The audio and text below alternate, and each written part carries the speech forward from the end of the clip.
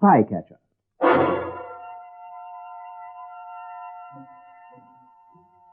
A series of true stories of the unceasing search for enemy spies in wartime, based on the memoirs of Lieutenant Colonel Oreste Pinto of the Allied Counterintelligence Service. This week's story is entitled, I Know Your Face. The part of Colonel Pinto is played by Bernard Archer.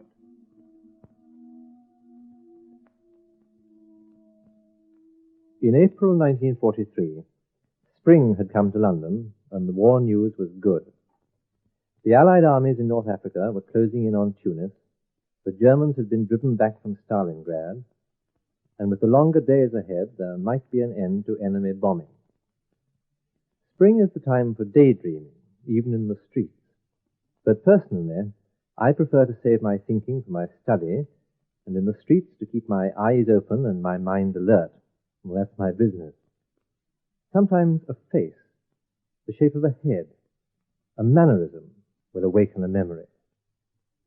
It happened in Piccadilly, London, one Sunday morning. An officer was looking in a bookshop window. As he turned, I saw his face. I'd seen him somewhere before, but I couldn't remember where.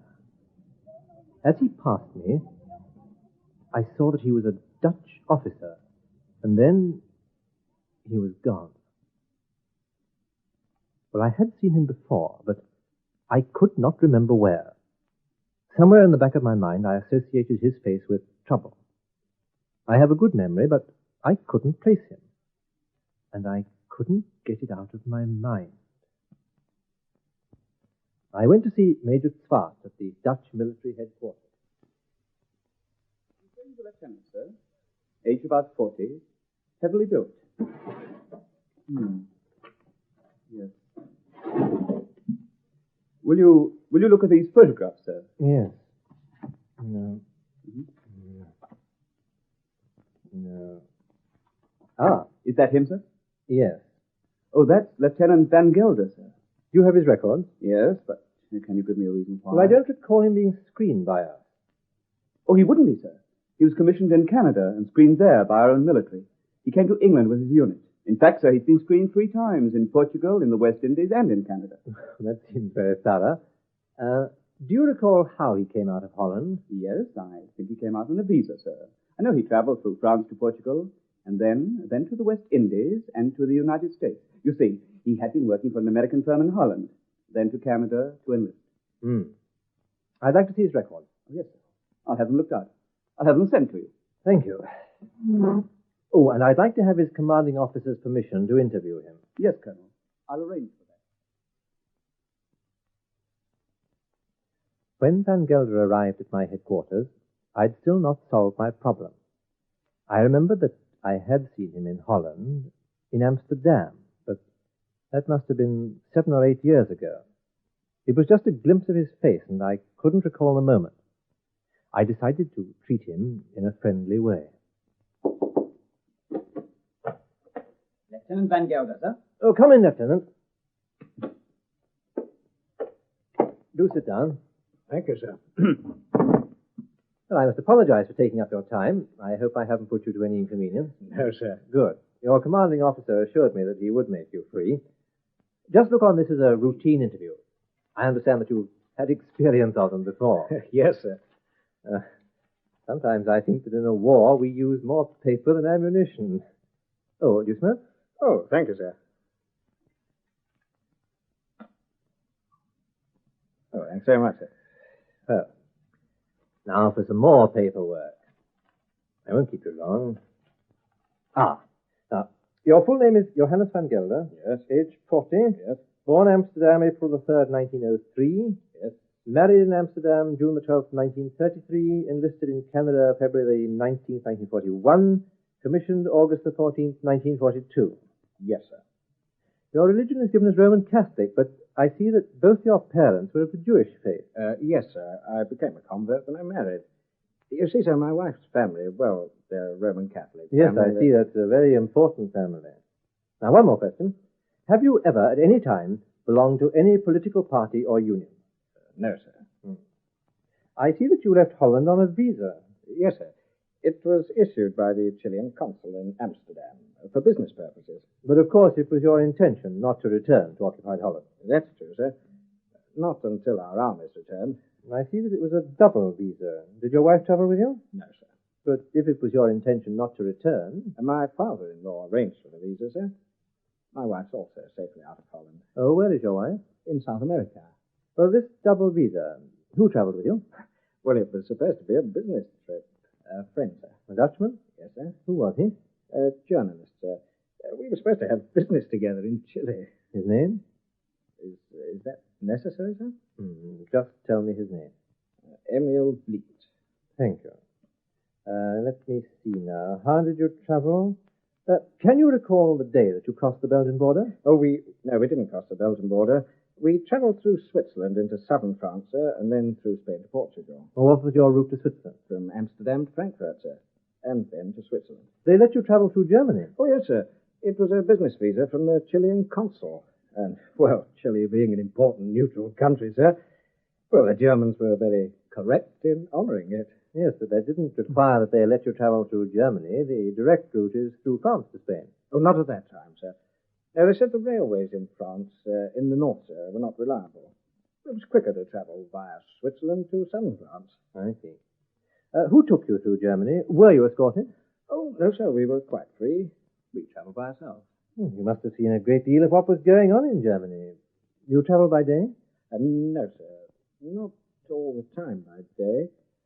No, we didn't see very much. It's a long journey from Holland to Frankfurt, and from Frankfurt to the Swiss frontier.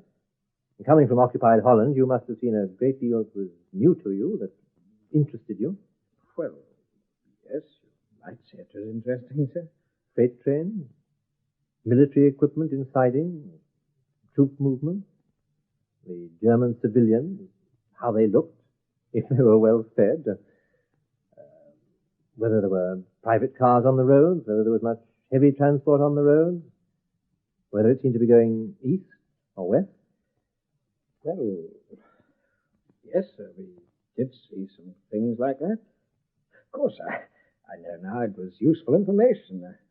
I'd like to have that chance again. Can you recall what you did see? Yes, we saw troops waiting at most of the stations. And some private cars on the roads. Yes, and I saw 2 trainloads of tanks. When you were screened at Lisbon, did you give them a report on this? I really don't remember, sir. Well, I can get the papers from our embassy in Lisbon. Did you give them any report on what you'd seen?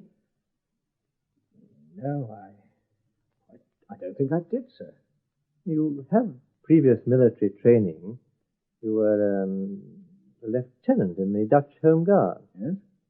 Well, a journalist and officer who are planning an escape to the West are quite unexpectedly permitted to travel through Germany. They must have known that what they'd see would be of interest to their own forces. Well, we were very anxious to escape, sir. Well, we were supposed to be on a business trip.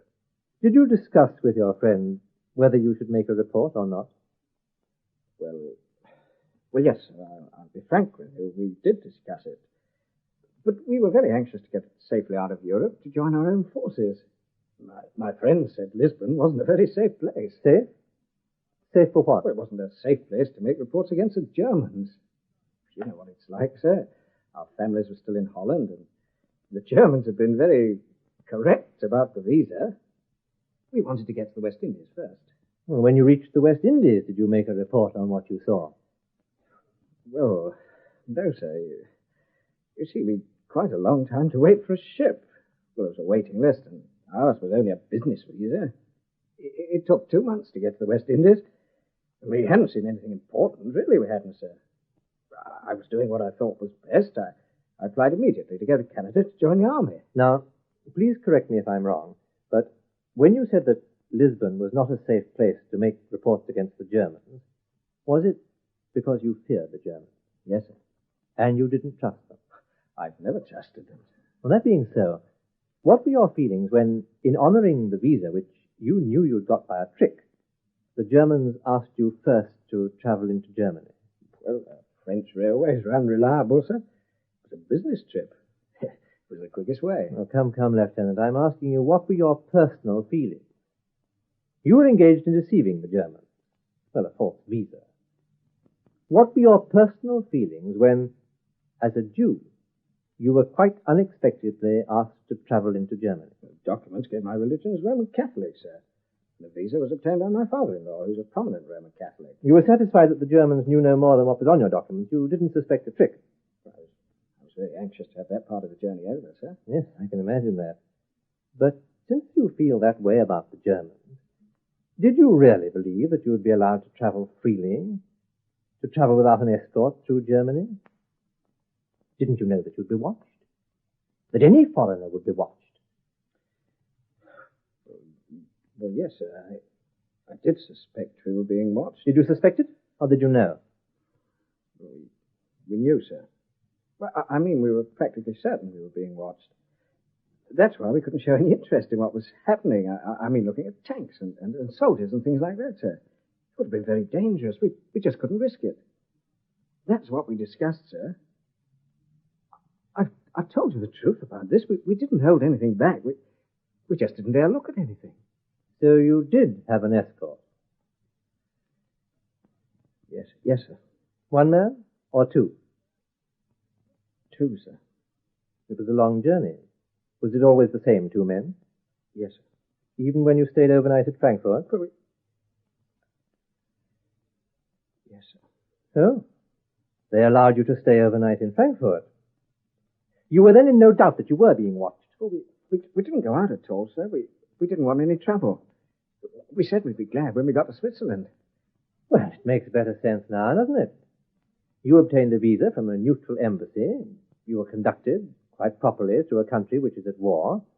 And very naturally, you were prevented from seeing anything of military importance. Why didn't you say so at first? Well, I'm sorry, sir, if I gave the wrong impression. But it happened so long ago that I've come to think of it happening the way I told it. It was foolish of me. It was. When I want to see you again, Lieutenant, I'll get in touch with your commanding officer. That'll be all for now.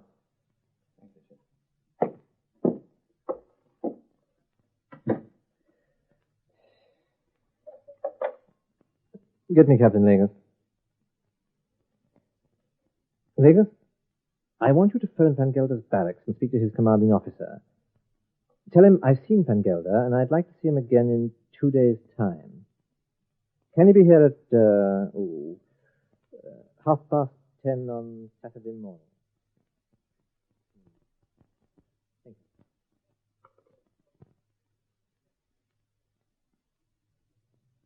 I remembered now where I'd seen Van Gelder before. It had been in Amsterdam when I was last there in 1936. A group of young toughs wearing the insignia of the Dutch Nazi Party had been showing off, trying to prove that they were the Herrenvolk. One of them had tried to bounce me off the pavement. It was Van Gelder. It seemed to me that my inquiries might have to be considerably extended, so I phoned British intelligence and asked that 2 of their officers should attend the next interrogation. The 2 gentlemen are here, sir. Oh, good. Show them in. This way, please. Ah, good morning. Good morning, sir. Well, gentlemen, you know why you're here. You've read my report on Van Gelder's last interrogation. Yes, sir, we have. What's the plan now, Colonel? Van Gelder's waiting outside. I suggest that you should sit with me this side of the desk. I won't introduce you, but watch him carefully. Mm-hmm. If he has anything on his conscience, that should upset him. Now, I'll begin with a routine identification and try for an admission of guilt. Right. Now, if you'll just come round here. Right. Corporal, bring in Lieutenant Van Gelder. What do you expect to get out of him, sir? Information. If I am correct, and he was a member of the Dutch Nazi Party, then there's also a spy somewhere in Canada posing as a journalist. I think this is something for you. Lieutenant Van Gelder, sir. Sit down, please. Now then. Your full name is Johannes Van Gelder. You're a first lieutenant in the Free Dutch Army. You're a Dutch citizen, born in Amsterdam in 1903. Yes, sir. Enlisted in the Free Dutch Army in Canada on February the 12th, 1941. Commissioned August the 14th, 1942. Arrived in England on active service November the 3rd, 1942. Yes, sir. At our last interview, you explained to me how you escaped from Holland to join the Dutch Army. You said that you and a friend, a journalist named Emil Fleet, obtained a business visa from the Chilean consulate in Amsterdam. That you travelled to Lisbon via Germany, where you were constantly under surveillance by German security officers, then through Switzerland, France, Spain, to Portugal.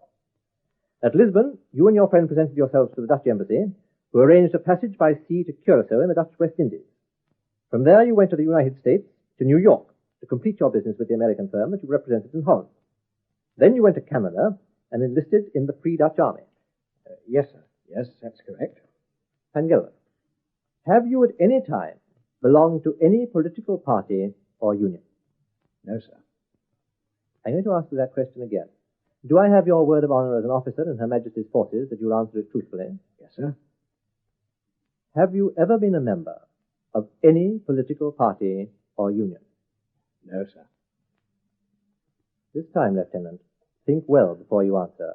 I'm going to ask you for the last time. Were you ever a member of any political party or union? No, sir.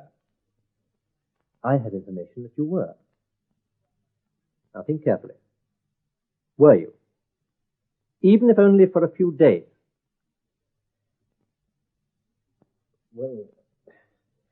Well, sir, if you mean for a few days, sir, well, that does call something to mind. I was a member of a society years ago, sir, but only for a short time, only for a few days. What society? Which political society? It wasn't my wish, sir. Which political society? The Bund, sir. The Dutch Nazi Party. I didn't know it was that, sir.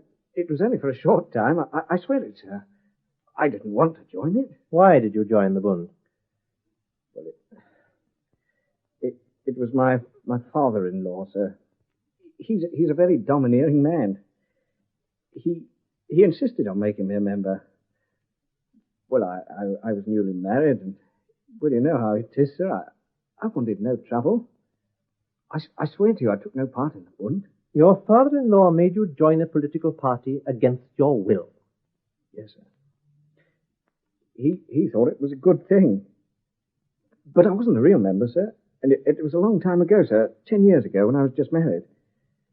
And I had forgotten about it. It was when you said, if only for a few days.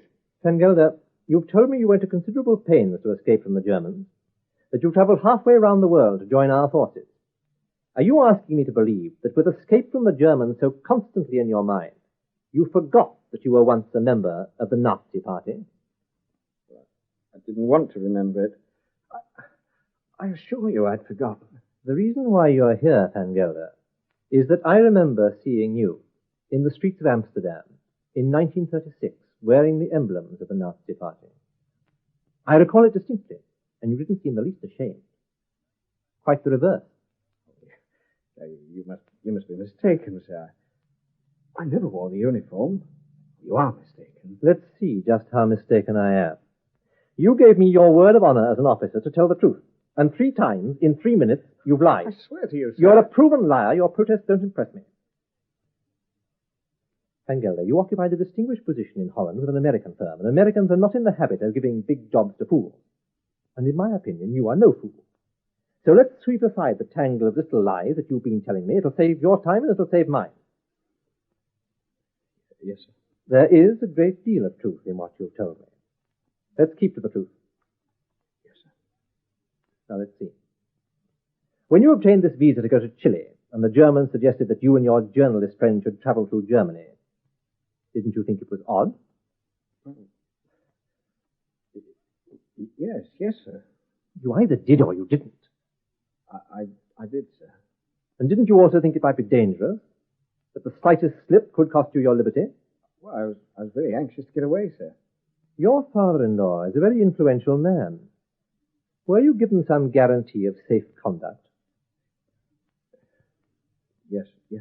By the Germans? Yes, sir. By whom? Herr Knoller. What was this assurance? Well, it was really a warning, sir. He did say it was the quickest route, and then he said that we were about to travel through Germany, where we'd see and hear certain things. He warned me that if I said any word about these things outside Germany, that the German Secret Service had a very long arm. That's why I was afraid to say anything in Lisbon. Was the journalist present when Herr Knoller made this warning? No, sir. You said we. Who was present? My wife, sir. She was present. Van Gelder, did your wife travel with you through Germany on the double visa? Yes, sir. Oh. There was yourself, your wife, and the journalist. Anyone else? No, sir. Were there Germans traveling with you? If Herr Knoller had seen you personally and warned you, there was no point in watching you from a distance.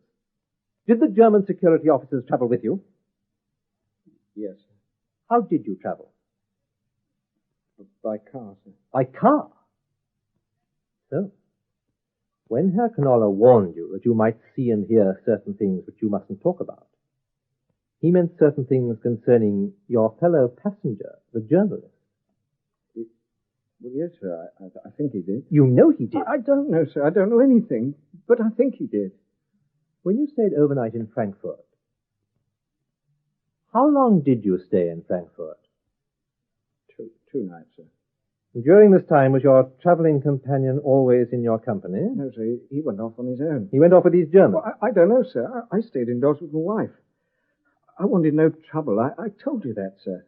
I told you I stayed indoors. I saw nothing. You'd been instructed to keep out of trouble, to see nothing.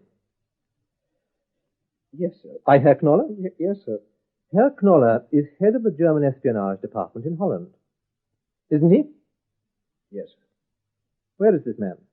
The journalist. I don't know, sir. I last saw him in Canada. He may be in the United States or Canada. I don't know, sir. You care? I don't understand, sir. Van Gelder, I told you that in my opinion you're no fool. Don't pretend to be one. I want to impress on you the seriousness of this situation. This trip was arranged by Herr Knoller, head of the German espionage department.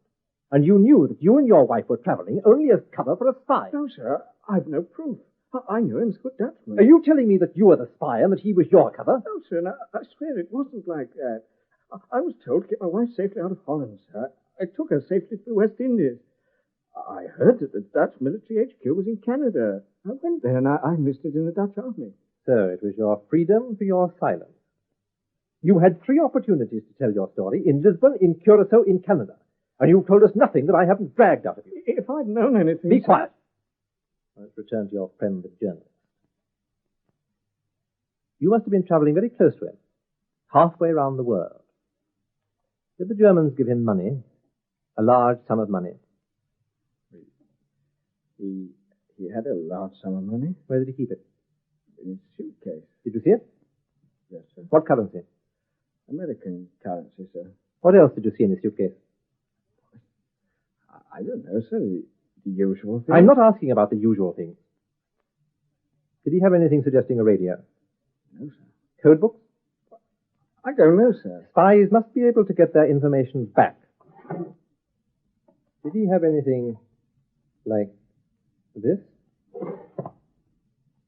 This tube of white powder? Take a good look at it. It's standard equipment as supplied to spies by Herr Knoller. Yes, sir. He had 2 little tubes like that. That's all. Corporal, Sir? take charge of this prisoner. Yes, sir. This way.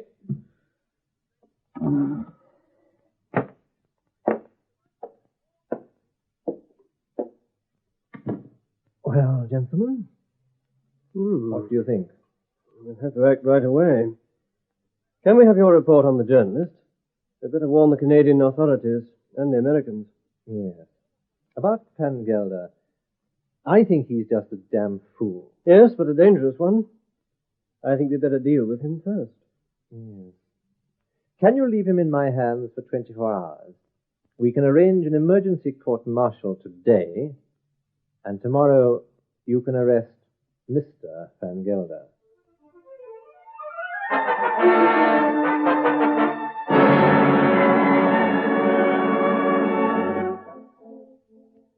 A glimpse of a face in a London street, and a surprise arrest in Canada. That's how it works. Van Gelder was imprisoned in a camp in Surrey. He didn't stand trial. He died, the victim of a German air raid.